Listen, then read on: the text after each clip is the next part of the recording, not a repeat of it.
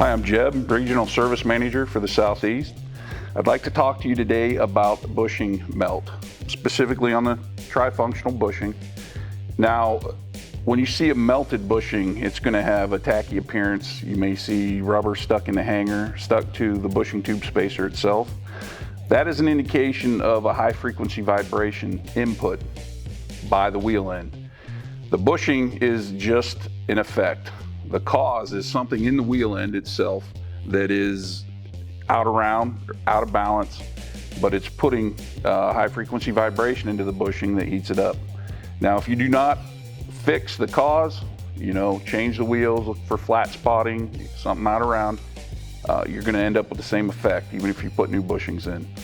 So pay attention to that, and it'll help mitigate problems in the future.